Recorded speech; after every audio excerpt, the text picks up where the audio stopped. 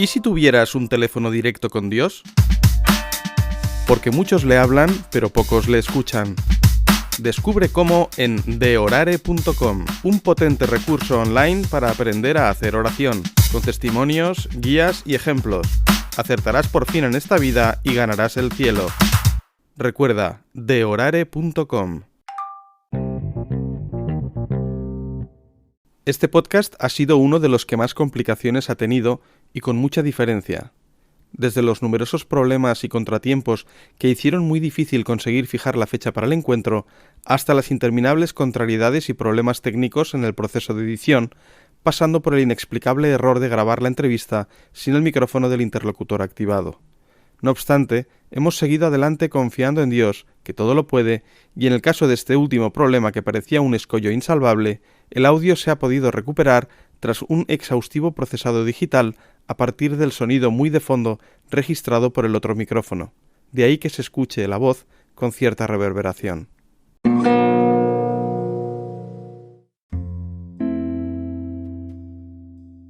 Muy buenas, queridos oyentes, una vez más a nuestro podcast Rezar en Familia. Esta vez con un tema, podríamos decir, de rabiosa actualidad, aunque es verdad que ha sido de rabiosa actualidad toda la historia, porque es la guerra espiritual entre el bien y el mal, que es algo que ha estado presente en toda la historia de la humanidad, incluso desde los inicios de la creación, a través de la lucha entre los ángeles buenos y los ángeles malos, podríamos decir, los que se rebelaron contra Dios y que después ha trascendido también a la humanidad, porque de alguna manera estos ángeles malos, estos demonios, pues han estado siempre buscando la perdición del hombre para hacer pues daño, entre comillas, a Dios, porque le odian. Y de algún modo pues buscan la perdición del hombre. Bien, pues esta guerra espiritual decimos que es de rabiosa actualidad porque de algún modo parece ser que está especialmente activa en nuestro tiempo. Y para ello pues hemos traído un invitado especial, un sacerdote diocesano de la diócesis de Tortosa, don Carlos, que tuve la suerte, la fortuna o la gracia de poder estar en una meditación que impartió a un grupo hace cosa de un año aproximadamente, precisamente sobre este tema. Y tras varias vicisitudes intentando conseguir por fin un día para encontrarnos, finalmente hemos logrado en una de sus parroquias, por eso escuchamos las campanas de fondo, en la que nos ha atendido y con el que podremos tratar sobre todos estos temas. Buenos días, don Carlos. Buenos días. ¿Cómo está? Bueno, gracias a Dios estamos bien, vivitos y coleando. Bien, eso es bueno. Pues bueno, ya he escuchado un poco mi intervención al principio, volviendo un poco a los orígenes de esa charla en la que nos hablaba, en la que veíamos pues eso, que hay una dimensión espiritual que no vemos, nos decían, ¿no? ¿Qué hay en ella? ¿Y en qué nos basamos para afirmar que hay una dimensión espiritual que no vemos? Bueno, sencillamente la visión o la realidad espiritual es por el hecho de lo que es el ser humano y por el hecho de que Dios lo ha creado a imagen y semejanza suya. De ahí parte el que el hombre esté constituido de alma y cuerpo, o sea, espíritu, un alma espiritual y un cuerpo material que tiene una comunión, una unión íntima con el alma, formando una unidad que no se puede separar en este mundo. La realidad espiritual existe porque Dios es espíritu, porque nosotros estamos creados a imagen y semejanza de Dios. ¿Qué hay en ella? Y bueno, aquí podríamos arrancar desde el inicio de la creación, cuando Dios creó el ser humano. Antes de la creación del ser humano, cuando Dios creó todas las cosas visibles que tenemos a nuestro alrededor, antes de crear estas cosas, Dios creó los seres espirituales. Son seres espirituales que no tienen cuerpo, son espíritus puros. Los ángeles. Los ángeles. Estos ángeles fueron creados antes del tiempo y antes del espacio, antes de que Dios crease el mundo visible. Estos ángeles fueron creados por amor, como todo lo que hace Dios. Fueron creados todos ellos buenos y están constituidos en jerarquías también. Y en estos ángeles, en esta creación de ángeles, como en la creación humana, Dios los puso a prueba en su momento, antes de crear lo visible. Y en esa prueba, pues Dios anunció a todos los ángeles, anunció un hombre, Jesucristo, una persona, Jesucristo, y una mujer, la Virgen María. y sometió a esta prueba diciéndoles que tendrían que postrarse a sus pies, o sea, obedecer a Jesucristo, el Señor de la historia, y a la Virgen Santísima como reina suya. Si ahora dividimos esta cantidad de ángeles, lo dividimos, bueno, primero que todo hay que saber que la cantidad de ángeles que Dios creó es tan grande, según nos dice Santa Hildegarda de Bingen, santa y doctora de la Iglesia, nos dice que hay una cantidad de ángeles que no hay número humano para contarlos. Si eso es así, para hacernos una pequeña idea, dividimos estos ángeles en 3 partes. 2 partes se mantuvieron fieles a Dios y una parte desobedeció a Dios. ¿Por qué o cuál fue la causa de desobediencia a Dios? En un primer momento, cuando Dios creó a los ángeles, los creó en jerarquías y había un ángel que fue el más hermoso, el más capacitado en la inteligencia y en poder, que fue Luzbel, el ángel de la luz. Este ángel, cuando fue creado, se miró la mirada angélica, la mirada espiritual que tienen los ángeles, la orientó hacia sí mismo. Y esa orientación de la mirada contempló las perfecciones que Dios había creado en él. Y se vio poderoso, y se vio potente, y fue alimentando una idea que podía prescindir de su creador. Podría dejar a su creador de lado y vivir autónomamente. Una cantidad, esta parte de ángeles que también se rebelaron, contemplaba también la mirada, la pusieron sobre este ángel. Es decir, le siguieron, ¿no? Sí. Y entonces fue cuando, el tiempo no existía todavía, era la eternidad, pero el tiempo que fuese, pues fueron alimentando esta idea y fue creciendo en Luzbel y en los demás ángeles las diferentes deformaciones que conocemos. La primera cosa que fue creciendo en él fue el orgullo, o sea, la soberbia, el quererse hacer igual a Dios, el querer prescindir de Dios y vivir autónomamente, fue la soberbia. Y los demás, todos los ángeles, hay que decir, todos no tienen el mismo pecado o el mismo defecto. Cada uno está especializado como en una cosa concreta, ¿no? Entonces, todos los ángeles tienen algo en común, ¿no? La soberbia. La soberbia. Y además, por lo que comentaba al principio, que se les dijo que tendrían que someterse y adorar a 2 hombres, es decir, la segunda persona de la Trinidad, que sería Jesucristo hecho hombre, y a la Virgen María otro hombre. Y ellos, creyéndose muy superiores, para ellos era como una humillación muy grande y no quisieron, podríamos decir con palabras vulgares, pasar por el aro, ¿no? Y ahí es el pecado de soberbia que cometieron y parte de la prueba que debieron tener, ¿no? Eso es lo que... Esa prueba que Dios pone a toda criatura, porque de hecho, Dios quiere que le sirvamos entregándonos totalmente a Él. O sea, no quiere un amor mediocre, no quiere un amor pequeño, sino quiere una entrega total. Por lo tanto, la entrega total supone la aceptación total de Dios, de lo que ha creado, de cómo lo ha creado, y ese orden nosotros situarnos en el sitio que nos corresponde, los seres humanos y los seres angélicos. Entonces, cuando mucho fue esa soberbia de Luzbel y de los demás ángeles que se rebelaron, porque su mirada la orientaron hacia Luzbel, pues hubo una lucha, porque los ángeles que permanecieron fieles se cuestionaron. Dice, nosotros que somos seres angélicos y que tenemos las capacidades que Dios nos ha dado y que podemos caer en este pecado tan grave, pues claro, en el cielo hubo inquietud, ¿no? Y entonces pues los ángeles que se permanecieron fieles entablaron una batalla y expulsaron a los ángeles rebeldes del cielo. ¿Dónde los expulsaron? Los expulsaron, esto tuvo lugar en un momento determinado, pero luego ya vino la creación, que todo eso aconteció a un ritmo que nosotros no tenemos ni idea, ni el tiempo, ni el espacio en que todo eso ocurrió, ¿no? Entonces, ahí, cuando Dios empezó a crear todo lo que conocemos, estos ángeles fueron expulsados, fue la lucha, fue la batalla. San Miguel Arcángel capitaneaba los ángeles que se mantenían fieles y a las órdenes de San Miguel Arcángel pues expulsaron a estos demonios, y estos demonios pululan, están esparcidos por todo el universo. Estuve leyendo al principio de mi ordenación, que me gustaría volverlo a encontrar, pero que no lo he encontrado, una especie de díptico o un librito pequeño que hablaba sobre esto, sobre este tema.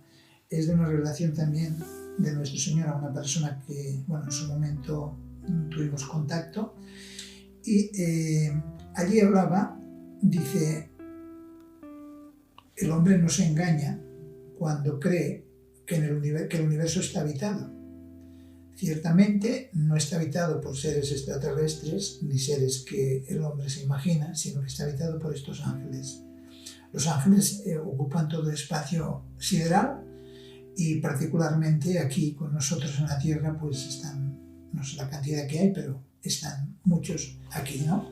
Bueno, entonces vino la creación del ser humano, y claro, estos ángeles en su corazón, bueno, en su Sí, en su espíritu. Son seres espirituales, fueron albergando un rencor contra Dios tremendo y una envidia tremenda contra el ser humano por bueno, que ellos podían ocupar ese lugar que ellos perdieron, ¿no? Y desde entonces hasta hoy está la guerra espiritual, porque son espíritus, pero que afecta al mundo visible, al mundo material, y que afecta a todo lo que el hombre pues hace y tiene que vivir, ¿no? Vale, es decir, que hay esa dimensión espiritual que no vemos, que está habitada, podríamos decir, entre comillas, por estos espíritus buenos, que serían los ángeles buenos, y espíritus malos, que serían los demonios. Ambos están, unos liderados por San Miguel Arcángel, que serían los buenos, y los malos liderados por Lucifer, ¿no? Que era el antiguo Luzbel. Y todo esto que nos cuenta ahora, ¿en qué nos basamos para afirmar? Es decir, ¿cómo ha llegado a nosotros este conocimiento? Porque me consta que en la Biblia hay parte de revelación, me consta que también San Pablo había hablado de ello, y luego revelaciones privadas, ¿no? Bueno, en la Biblia, si profundizamos suficientemente, está todo. Quiero decir que en la Biblia el problema que hay es que no se conoce a fondo.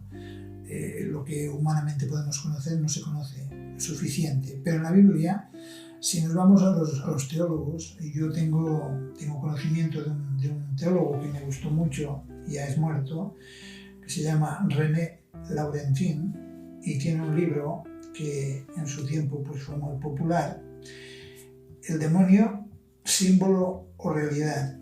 Este teólogo analizó muy a fondo la realidad desde la palabra de Dios, desde el Antiguo Testamento, y en el libro salen todas las citas donde el Antiguo Testamento habla de esta realidad espiritual de los demonios. Y cómo en el pueblo de Israel influenciaron, cómo en el pueblo de Israel fueron alejándolo poco a poco de Dios, y cómo hubo esa batalla espiritual. Ya empezó. La batalla espiritual empieza desde la creación, empieza desde Adán y Eva.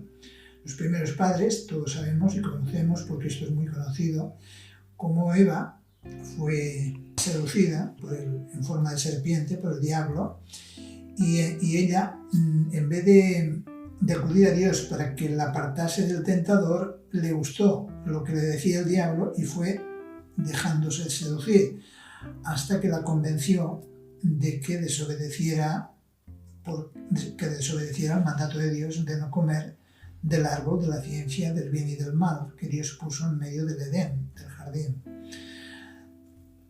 Bueno, pues esta realidad, ¿qué hizo?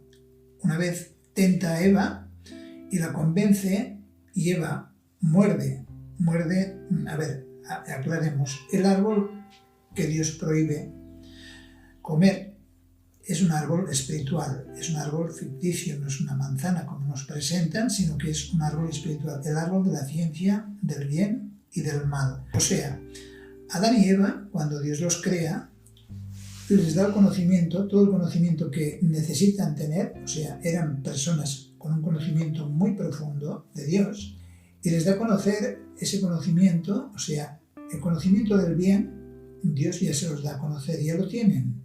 Lo que Dios nos advierte en esa prohibición del conocimiento del bien y del mal, de ese árbol, es que el mal no queramos tocarlo, que no queramos conocer la mentira, que no queramos tocar el mal. O sea, ¿por qué? Porque el hombre no es capaz de lidiar con el bien y con el mal, le supera.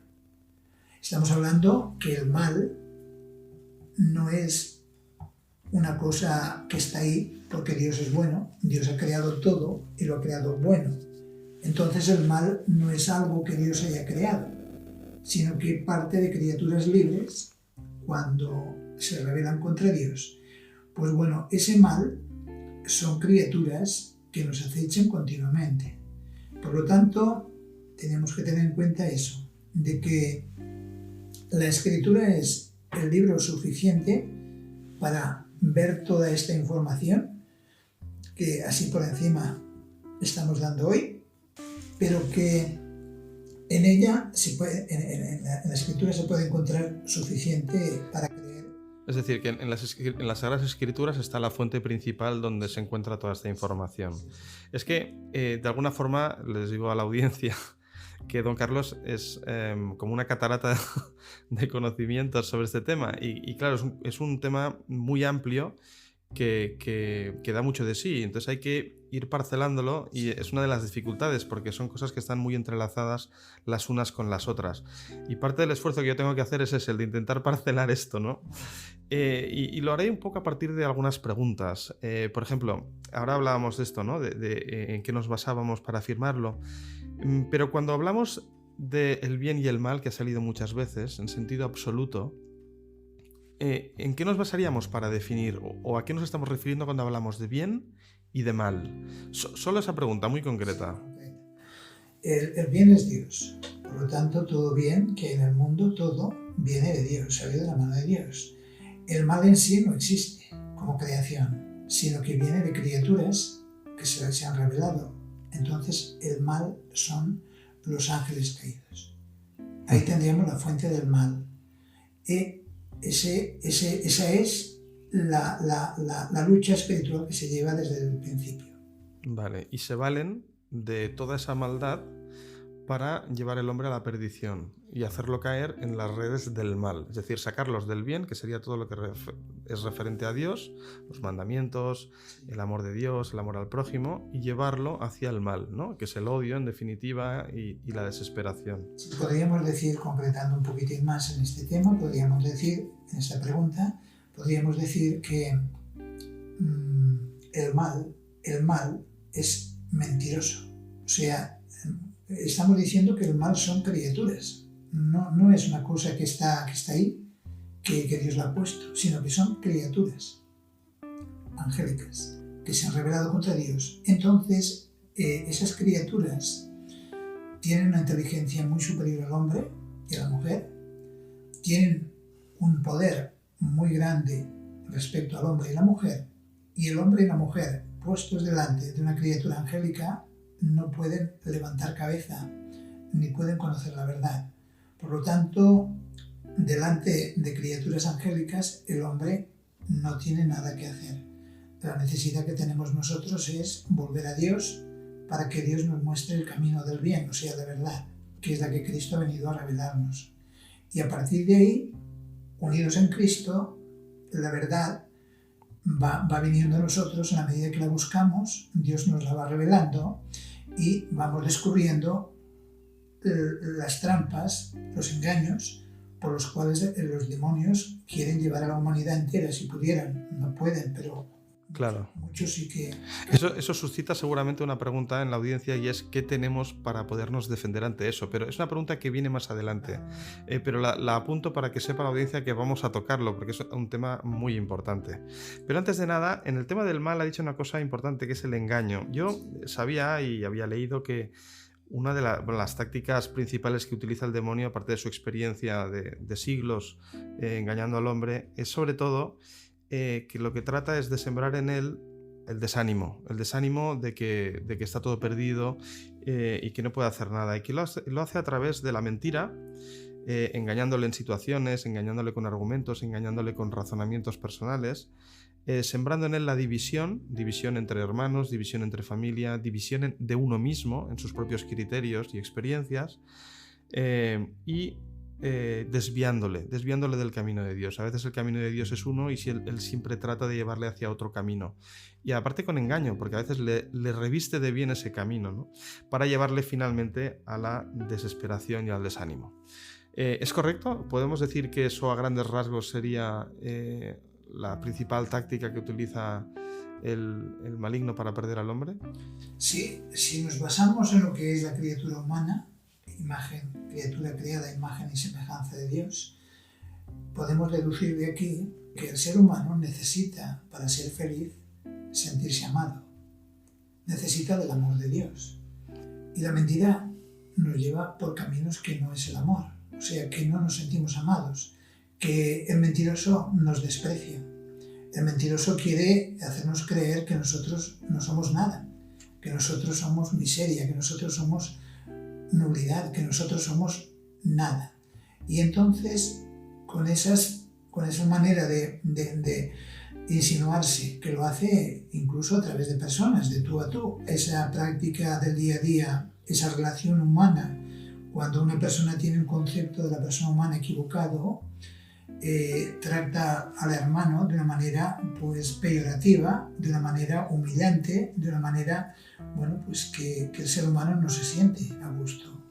Y ahí es donde la persona pues experimenta el dolor, experimenta la confusión, experimenta el abatimiento del ánimo, porque a ver, si tú eres lo que eres, tienes ansias de Dios, porque tu corazón tiene ansias del amor de Dios, y alguien te dice que todo eso es una mentira, que todo eso es algo que nos lo hemos imaginado, de mil maneras, ¿no?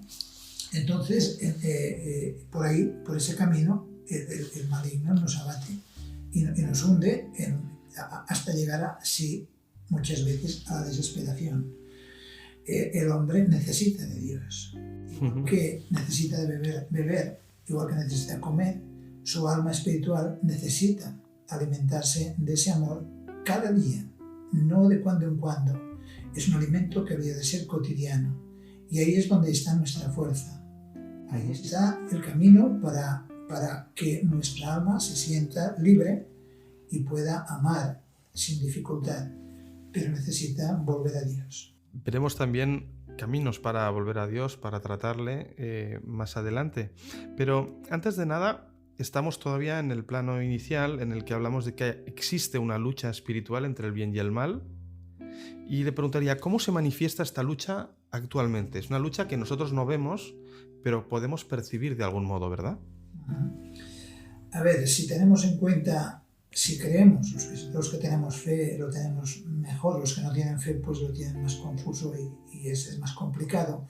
Si tenemos en cuenta que Dios es bueno, Dios es misericordioso, Dios es Padre, Dios es amor y nos ama entrañablemente, entonces todas esas manifestaciones que son lo contrario del amor son manifestaciones del poder del diablo, que se hacen visibles en criaturas visibles como somos nosotros, y también en la acción nuestra y no nuestra, porque acciones de mal ocurren de muchas maneras. Por ejemplo, una tormenta de estas furiosas, una tormenta con rayos y truenos, una tormenta que dirás que se va a hundir el mundo. Alguna cosa tiene que ver el mal ahí. O sea, Dios no quiere asustar al hombre, Dios no quiere que el hombre se sienta a través de las fuerzas de la naturaleza se sienta inferior, ¿no? Pero cuando no hay esta fe, cuando hay la fe en Dios, comprendemos que algo tiene que ver el demonio. Estamos hablando de las manifestaciones de la naturaleza, una. Es decir, puede haber acciones de la naturaleza que sean de origen satánico, podríamos decir. Sí. Vale. Terremotos, incendios, directa o indirectamente, el diablo los provoca. Dios no quiere quemar el planeta, ¿cómo va a querer quemar el planeta? Dios no quiere los terremotos, ¿cómo va a querer que se destruyan las casas? Lo permite, eso sí, pero ahí está en juego la libertad humana.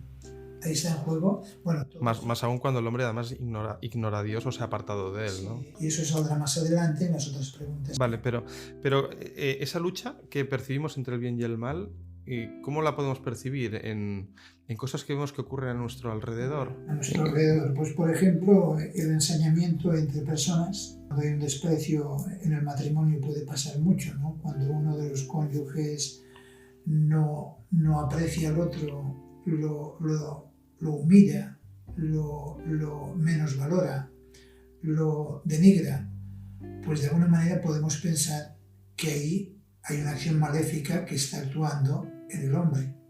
Por ejemplo, normalmente cuando salen estas noticias de crímenes, ¿no? Vemos, por ejemplo, personas que son apuñaladas y no una vez, sino 10, 15 o 20 veces. Normalmente el ser humano, cuando descarga una puñalada sobre otro o dos, ya queda bueno, que ya está, ya se conforma, no va más. Pero cuando hay un ensañamiento de esa violencia desmedida, podemos pensar que alguien lo está incitando. En el plano personal, en el plano normal y cotidiano de cada día, pues bueno, lo cotidiano son las tentaciones, las insinuaciones, pero si tú quieres, muy suaves, que parecen que no vengan o que vengan de nuestro pensamiento, pero que insinuaciones al mal, insinuaciones a la rebeldía, insinuaciones a no aceptar los mandamientos. Hoy que está de moda la libertad, una libertad malentendida, que quiere que todo el mundo se dice que tiene que ser libre. El libertinaje, ¿no? Pero se convierte en libertinaje cuando no se entiende por qué o qué uso hemos de hacer de nuestra libertad. Claro. La libertad del hombre solamente está creada o está hecha para el amor. Cuando sale de ahí ya hay esclavitud, ya no hay libertad. Pues bueno, en esas acciones cotidianas de la relación entre personas, en las diferentes maneras de tratarnos, podemos ver que ahí también la mano del diablo se mete. Se está metiendo, está incitando a la gente a dividirse, a no trabajar en común, sino que cada uno ir por su lado. Y hoy está muy de moda, el individualismo es una acción del diablo que ha ido trabajando durante años y años y a través de los medios de comunicación ha ido llegando en todos los hogares. Y eso es una acción palpable del diablo. De ese crecimiento de la lucha entre el bien y el mal, ¿no? Manifestado por parte del mal. Si hablamos de cosas personales, pues podemos decir muchas cosas. En las casas donde puede habitar, donde no hay oración, donde no hay práctica de sacramentos. Ahí podemos ver, por ejemplo, casas donde los interruptores se encienden y se apagan solos, donde hay ruidos y cosas que son provocadas y no se sabe por qué. Podemos contar una anécdota, por ejemplo, de los santos. Los santos tienen muchas anécdotas. Ahí hay mucho material para poder reflexionar y para poder darnos cuenta que es una realidad que no es una imaginación nuestra. Sí. Hablamos de San Juan María Vianney, el santo cura de Ars. Sí. Este santo tuvo una experiencia muy fuerte con el diablo. Pues bueno, en el momento dado, cuando le asignan la parroquia de Ars, pues por la noche se le movía toda la casa. Toda la casa se le movía. Bueno, tuvo que llamar a una persona, habían ruidos fuera, se le movía la casa, tuvo que llamar a una persona para que hiciese guardia a ver de dónde venía todo eso. Sí. ¿Era origen humano o origen fuera de lo humano? Sí. ¿No? Y entonces, pues bueno, esa persona que quedaba de vigilancia, pues bueno, tuvo que marcharse por el miedo, porque no veía a nadie, pero sí sentía los efectos de esa acción, de esa presencia, ¿no? Sí. Cuando el santo cura de Ars se dio cuenta que era el Patas, que le llamaba a él, me parece, que le llamaba el Patas, pues el hecho es que dormía tranquilo, porque ya sabía que no le podía hacer nada. Pero le llegó hasta quemar la cama donde dormía. O sea, la acción en la vida de los santos muchas veces es muy fuerte y Dios lo permite porque ellos crecen en santidad. Se cogen más a Dios todavía porque saben dónde está la fuerza para combatir ese mal, ¿no? En lo cotidiano personal, pues de anécdotas habría para parar un tren, o sea, personas, yo por ejemplo, antes de ser sacerdote, pues ahí una fábrica donde trabajaba, pues bueno, era una fábrica que está al lado del río. Allí en la batalla del Ebro hubo muchas muertes. Empezaron a hacer obras y cuando empezaron a remover las obras, o sea, a hacer obras, a remover cimientos, empezaron a manifestarse unas cosas que no eran normales. Se cerraban y abrían grifos de una refinería que hay al lado del río, se abrían y se cerraban las válvulas, grifos. Los ordenadores de la oficina se ponían en marcha solos y se paraban solos. Nos vamos a la casa donde empezaron las obras. Pues bueno, me invitaron allí para quedarme un fin de semana porque el que se quedaba en la casa pues tuvo que marchar la semana de vacaciones y me invitó a quedarme porque delante de estos fenómenos no había nadie que quería quedarse. Y yo me quedé allá y yo no tuve nada, no tuve ningún movimiento, nada de nada. A mí no me pasó nada. Pero hasta que no llamaron a un sacerdote para que hiciese la oración pertinente, todos los movimientos que había en la refinería y los movimientos que había en las oficinas no cesaron. Una vez se invocó el poder de Dios sobre ese sitio, desapareció todo movimiento y todo. Bueno, ¿eran almas en pena? Puede ser. ¿Eran demonios? Puede ser. Ahí había algo, ¿no? Ciertamente había algo, claro. Es decir, que hay manifestaciones en el plano físico, sí, provenientes del plano espiritual, podríamos decir, ¿no? Sí, sí. Y buscan, pues eso, crear confusión, atemorizar, o a veces simplemente pedir que se rece por ellas, podría ser, ¿no? Pero bueno, en cualquier caso, sin querer caer en el morbo, podríamos decir, que estas anécdotas pueden suscitar, se viven experiencias de tipo, como llamaríamos ahora, paranormal, pero que en el fondo son manifestaciones físicas de ese mundo espiritual que tenemos y que nos rodea, ¿no? Y nosotros, bueno, es un plano espiritual que está en lucha, que hay la lucha entre el bien y el mal, y por lo que hemos visto y nos estaba contando, esos demonios buscan constantemente la perdición del hombre, sembrar odio, y división por el odio que tienen a Dios, precisamente, ¿no? Y por esa envidia que les corroe y demás. Y nosotros, en esa lucha que existe entre el bien y el mal, podemos también tomar parte, ¿verdad? Bueno, de hecho, ¿Y qué papel tenemos en esto? De hecho, queramos o no, yo pongo el ejemplo siempre de los niños, ¿no? ¿Quién no ha sido niño? Hemos ido al colegio, estás jugando con un grupito de amigos, no te metes con nadie, juegas y siempre vienen aquellos que quieren estropear el juego. Vienen aquellos que quieren molestarte sin que tú te hayas metido con ellos. Pues bueno, esto para que seamos conscientes, porque hay gente que dice, pues si yo no me meto con nadie, yo estoy tranquilo. Sí, pero igual que estos niños son molestados por otros niños más traviesos, que no pueden ver que ellos juegan tranquilos, esos niños, y van allí a meter, bueno, pues van a meter cizaña, ¿no? Pues los ángeles van a meter cizaña, quieres o no quieras. Y quieres o no quieras, te van a apartar del camino de Dios. Y quieres o no quieras, te van a molestar. Más aún cuando quieres, ¿no? Cuando tú te metes en terreno que ellos dominan y que quieres buscar y quieres saber cosas que no tocan, ¿no? Es decir, desde el punto de vista de víctima o de afectación, somos parte ya en esa lucha. Sí. Estamos implicados, aunque solo sea desde el punto de vista pasivo.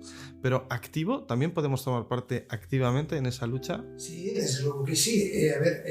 Estamos hablando... Tomar bando, ¿no? Podríamos decir. Sí. Estamos hablando de criaturas, no de dioses. Estamos hablando de criaturas creadas por Dios, todas buenas. Estas se rebelan contra Dios, pero el ser humano, ya desde el inicio, cuando Adán y Eva pecaron y las consecuencias que ese pecado conlleva y arrastra y conllevan a lo largo de la humanidad, de la historia humana, en esa historia el hombre se ha degradado de una manera muy grande, o sea, ha perdido ese conocimiento que tenía, ha degradado en sus virtudes, ha degradado en todo lo que el hombre se ha degradado, y vemos mucha degradación hoy día. pero a lo largo de la historia esa degradación ha estado. Entonces el hombre, la única, y de hecho el pueblo de Israel, que es el pueblo elegido por Dios, el pueblo que Dios se le revela, va revelándose poco a poco, y poco a poco el pueblo de Israel va cogiendo conciencia del Dios único, porque en la historia de la humanidad el hombre, que es un ser espiritual, busca llenar el vacío que tiene dentro de sí, pero busca, y claro, en esa búsqueda se ha encontrado con estos seres caídos, y el hombre ha tenido ídolos que llama la Biblia, esos ídolos que el hombre ha ido cogiendo pensándose que podían ser dioses, e incluso que podía domesticarlos, cuando la verdad es que ha tenido relación con seres angélicos caídos, demonios, y que el hombre no podía sustraerse de su influencia. Pero en esa misericordia con que Dios nos ha tratado desde el principio hasta hoy, Dios ha ido revelándose a través primero de un pueblo, el pueblo de Israel, y ese pueblo le ha ido, a través de los profetas, le ha ido manifestando su voluntad, y ha ido dándole a conocer ese conocimiento que necesita para que sea consciente de que Dios solamente hay uno, y que todo tipo de idolatría, o sea, esa falta al primer mandamiento, todo tipo de idolatría es castigado muy duramente. ¿Por qué? Pues porque hasta el punto de que se mandaba que aniquilasen a pueblos enteros. Incluso el pueblo de Israel tuvo que sufrir destierros, tuvo que sufrir muchas veces, porque al tener relación con esos pueblos, pues él cogía también parte de lo que esos pueblos tenían, de sus ídolos, y se cogía a los ídolos. O sea, quiero decir que... Bueno, es una constante en la historia del pueblo de Israel, que se apartan de Dios, se contagian de influencias de otros pueblos y luego vuelven a Dios, y la idolatría como que está siempre allí en la historia de la Biblia, ¿no? Muy bien, pues el hombre, para salir, tiene que ponerse en manos de Dios único, y obedecerle totalmente a él.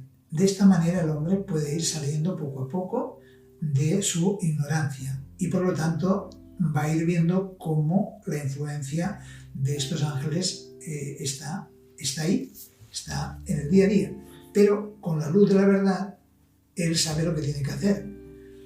Ha dicho una palabra muy importante, yo creo que es ignorancia. Y la ignorancia es el punto de partida, o digamos el punto de apoyo en el que el demonio se aprovecha, podríamos decir, del hombre, de su ignorancia, para hacerle caer en las redes de la mentira, del pecado y de la perdición.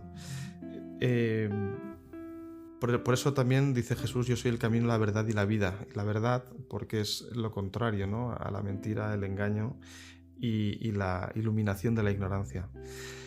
Bien, pues nos decía, ¿no?, que en la historia de la Sagrada Escritura se ve cómo el hombre toma parte, ¿no?, entre el bien y el mal, y en nuestro tiempo, en la actualidad, también podemos tomar parte entre el bien y el mal, lógicamente, ¿no?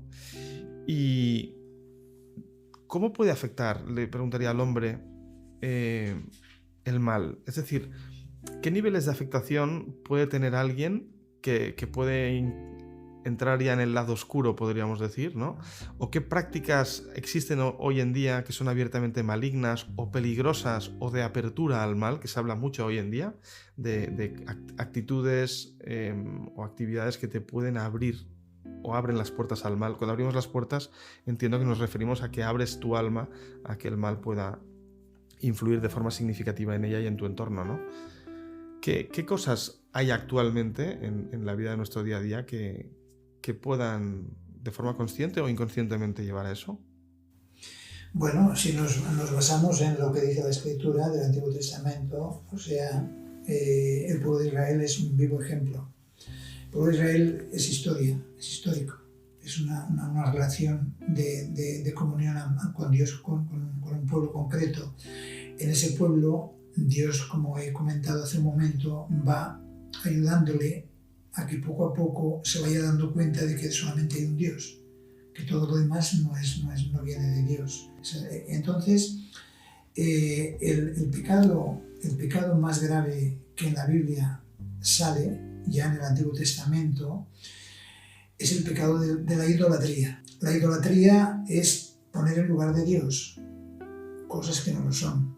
Y claro, cuando hablamos de seres que influyen y que pedimos y que vamos a buscar algo de ellos, estamos hablando de demonios.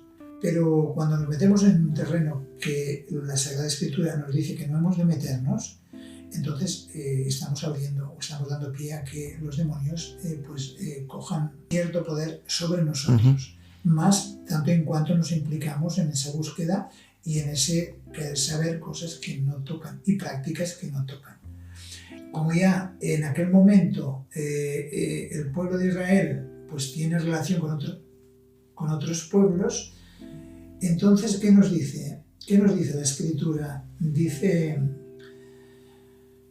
cuando entréis en la tierra que Dios os da, no hagáis como los demás pueblos, no los imitéis, sus prácticas idolátricas, apartaros de todo eso, ¿vale? Entonces, ¿cuáles son las prácticas que Dios dice que no tienen que imitar? Por ejemplo, las prácticas que tenían los pueblos idolátricos, pueblos que no conocían al Dios verdadero, pues por ejemplo hacían pasar a sus hijos por el fuego, o sea, ofrendas de sus hijos a los ídolos, acudían a vaticinadores de cosas que necesitaban saber, astrólogos, agoreros, hechiceros, encantadores, adivinos, espiritistas, nigromantes. Dice, porque el que practica todo esto, dice, es abominable a los ojos de Dios, y los castigos más duros le vienen al pueblo de Israel cuando esas prácticas se van poniendo o van entrando en ese pueblo, ¿no? Entonces, el primer mandamiento nos manda: amarás a Dios sobre todas las cosas. Y como de Dios solamente hay uno, el incumplimiento de este primer mandamiento, que es el mandamiento principal de la ley, lleva la ruina y es la causa de todos los males. Entonces las desgracias le vienen al pueblo de Israel y nos vienen a nosotros cuando buscamos los ídolos. Y, a ver, los ídolos de hoy, pues la adivinación, la hechicería, la santería, la New Age, o la nueva era, que está plagada de ídolos. En ella podemos ver el Reiki, la canalización de energías, la brujería, la astrología, la Ouija, los amuletos, el Halloween, el Charlie, el Reiki. La superstición. Sí, objetos de las culturas aztecas. Entonces el tarot, la santería, la mano de Fátima, el ojo turco, el horóscopo, las pirámides, los tréboles, las herraduras, las velas de colores, y podríamos nombrar muchos más. Las velas de colores con atribuciones... Sí, no. Sí. Protección o algún beneficio que se busca de estos ángeles. Con superstición, no quiero decir que las velas de colores tengan algún problema como tales. Está claro, está claro. Todo material es bueno. Sí. Es el uso que se hace, ¿no? No, era una pequeña aclaración solamente, por si alguien lo oía. Hoy lo que más se está extendiendo es en la nueva era. Y en la nueva era podemos mirar lo que hoy está cogiendo, incluso dentro de la Iglesia Católica, está cogiendo bastante fuerza, es, por ejemplo, el Tai Chi, el yoga, el mindfulness. Todo esto lleva o piensa la gente que son prácticas inocuas y lo cogen como una manera de tener paz, ¿no? De que la persona en este estrés que lleva, pues ir pacificándose y tener paz. Lo que no saben que estas prácticas son inicios de una práctica que va llevando a una apertura gradual a los demonios. O sea, aunque sea en el plano físico, para buscar un bien físico y mental, claro, pues nosotros lo que estamos haciendo es el inicio de unas prácticas que vienen de las religiones orientales y que nos llevan a abrir nuestro corazón a que entren los demonios. Hay un montón, pero un montón. Yo leyendo una hoja de una A4, por una parte y por la otra, llenita, con letra muy pequeña y muy apretada, de la cantidad de cosas y prácticas que se llegan a realizar en el mundo que nos llevan a abrir esas puertas al malo, al maligno, ¿no? Entonces, ¿qué podemos decir? Pues que estamos en las antípodas de lo que Dios quiere que hagamos. Claro, es decir, de forma muy sutil, pero a través de algunas cosas de estas también muy sutiles, se predispone a la persona a ir orientándose hacia el mal sin ella ser consciente, ¿no?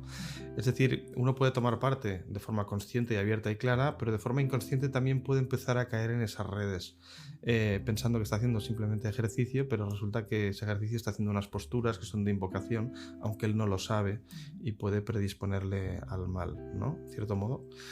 Y todo eso de alguna forma pues va atrapando. Hay muchos testimonios, y es verdad, que explican esto, ¿no? Que han vivido situaciones peligrosas y que han ido introduciéndose en ese mundo de una forma iniciática, muy sutil, pero que poco a poco les ha llevado a ir metiéndose, y cuando se han dado cuenta les ha sido muy difícil salir.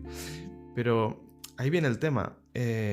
¿Cómo salir? ¿Cómo puede liberarse el hombre en situaciones así si sospecha que ha estado en situaciones peligrosas, o que de pequeño hizo una ouija, o que ha estado llevando a cabo prácticas que podrían ser equívocas, o tiene sospechas de eso? ¿Qué puede hacer para intentar liberarse, corregir Bueno, pues si uno tiene sospechas, primero que todo que sepa la gente, que sepan los hermanos que la Iglesia lo tiene todo. En la Iglesia Católica está todo lo que el hombre necesita para liberarse de esa influencia, ¿no?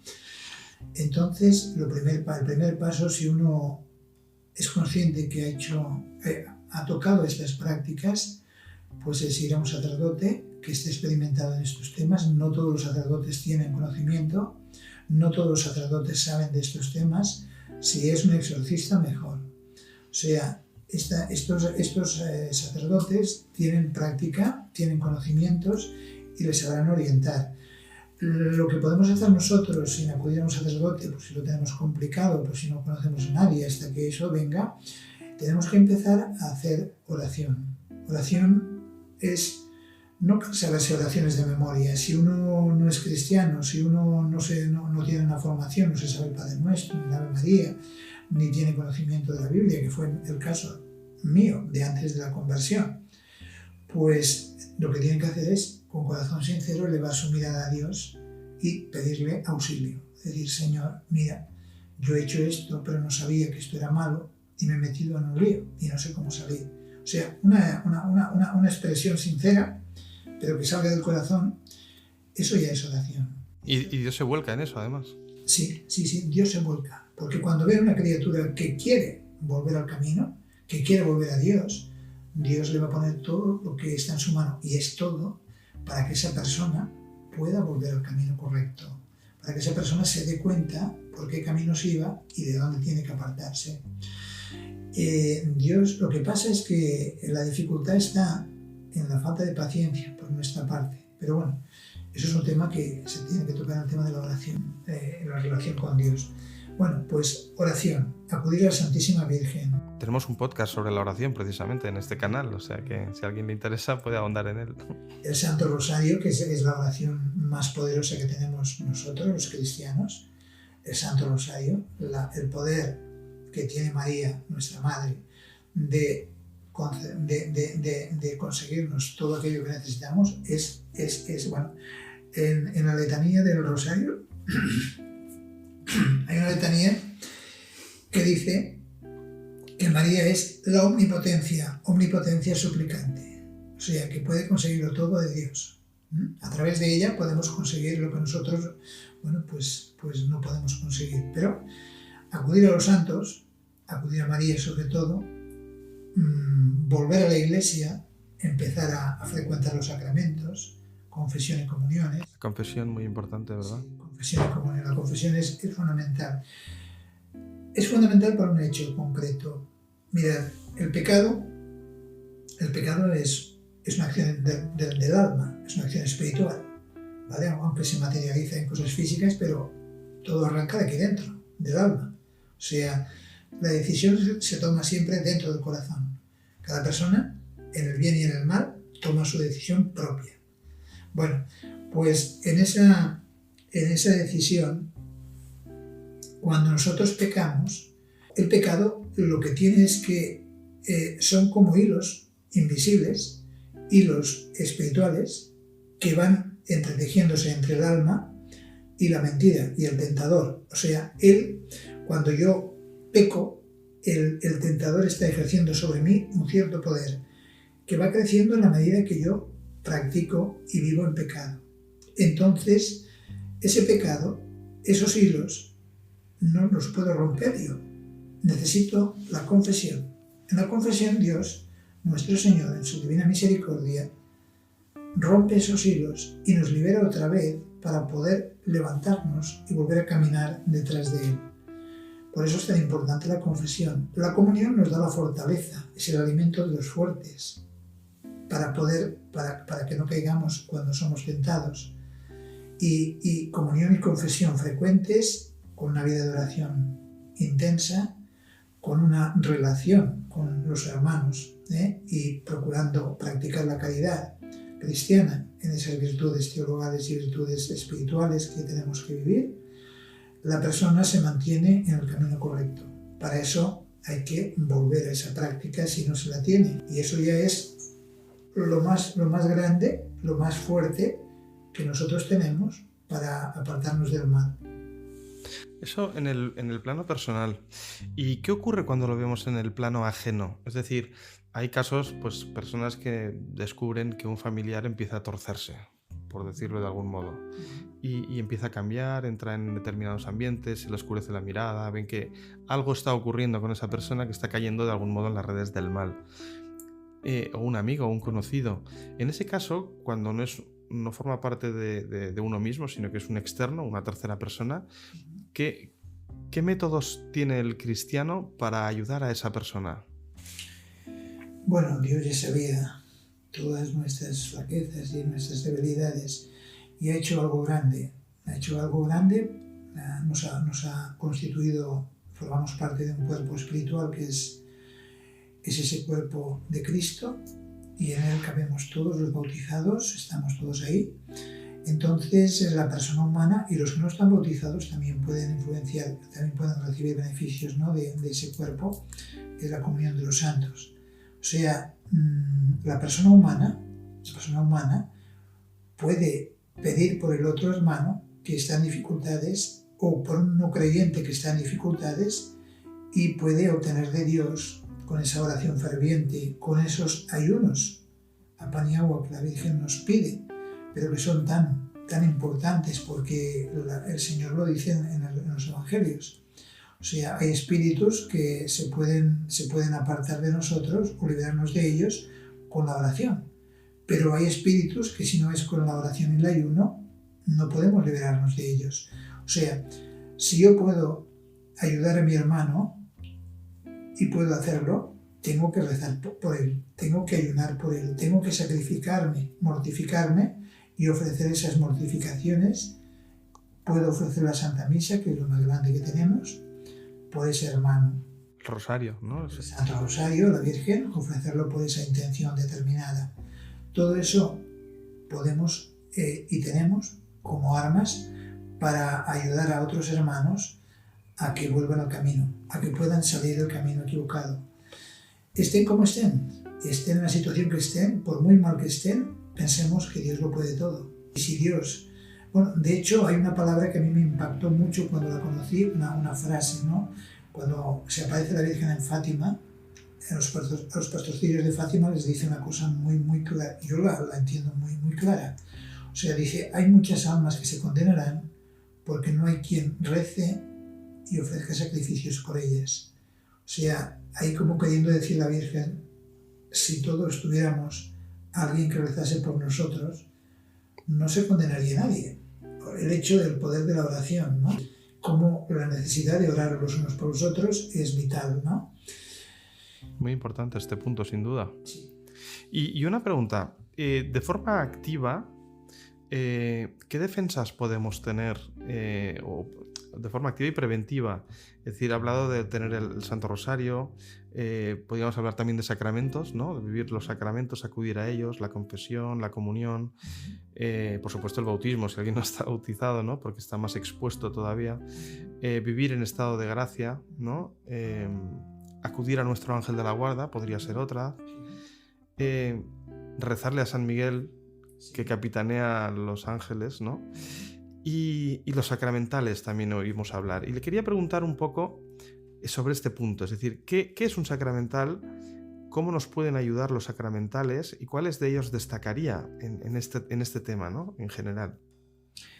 Bueno, los sacramentales y los sacramentos. Los sacramentos, la Iglesia es muy clásico, siempre los ha definido como fuentes, ¿no?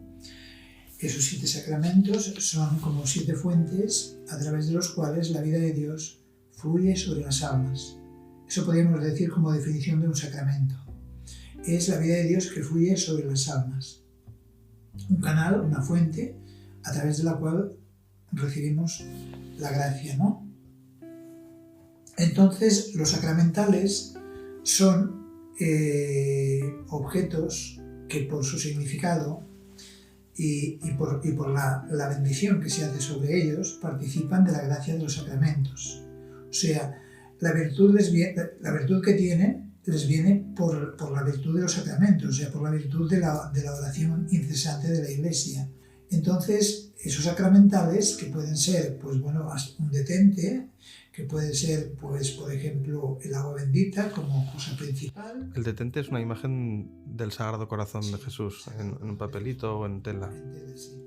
Está la sal exorcizada, el aceite exorcizado, el agua también. El agua bendita. Exorcizada también, una oración, se hace una oración de exorcismo, no una oración simple, sino una oración de exorcismo sobre ella. Y tenemos, pues bueno, tenemos toda esta gama de cosas como la medalla de San Benito, la medalla de la Virgen Milagrosa, la medalla, bueno, medallas del Sagrado Corazón de Jesús, la cruz sobre todo, la cruz también tiene un poder muy grande. Y todo eso bendecido por un sacerdote y llevado encima una crucecita, una medalla, bueno, un objeto bendito que la Virgen lo pedido y lo pide continuamente, nos ayudan y nos preservan sobre todo, pero no lo único, sobre todo de la influencia de estos ángeles, o sea, de tentaciones, o sea, los bienes son casi siempre bienes espirituales, que muchas veces no nos damos cuenta, pero que son sutiles por parte del enemigo y que estos objetos, sin darnos cuenta, nos previenen. Eso lo veremos cuando estemos en el cielo. Aquí abajo de la acción de Dios a través de los sacramentales y a través de los sacramentos muchas veces no somos conscientes, pero la realidad es que los demonios sí que lo saben y ellos se apartan, ¿no? Cuando hay algo bendecido que llevamos encima, ellos se apartan. Y también hay casos de que por medio de un sacramental, de accidentes o de cosas, de males físicos, también nos han prevenido. O sea, hay muchos casos de estos en que la acción del hecho de llevar esos sacramentales encima nos ha prevenido de accidentes, nos ha prevenido de la muerte, nos ha prevenido, yo qué sé, de caer en pecado mortal, nos ha prevenido, bueno, de muchísimas cosas, ¿no? Que todo va unido, ¿no? ¿Y dónde pueden conseguirse una persona que esté escuchando esto y diga, pues yo quiero tener agua bendita o quiero tener aceite exorcizado, sal exorcizada? ¿Dónde puede conseguirlo? ¿Cómo puede conseguirlo? ¿Qué tiene que hacer? Pues acudir a un sacerdote o acudir a personas que conozcan sobre el tema y que te lleven a un sacerdote que quiera. Porque, por desgracia, la iglesia está como está, ¿no? Hoy tenemos una relación con el mundo muy fuerte. Y hay mucho, dentro de la misma iglesia, pues hay sacerdotes que a veces les molesta o no quieren o no saben, porque tampoco no tienen ese conocimiento suficiente, ¿no? Porque se han apartado mucho también de las prácticas de la iglesia que son desde siempre. Esto no es nuevo. Hay que buscar un sacerdote. La bendición de estos objetos solamente la puede realizar un sacerdote y bueno, y entonces pues... Es decir, la persona puede comprar un paquete de sal, una botella de aceite y una botella de agua e ir con esos 3 objetos al sacerdote.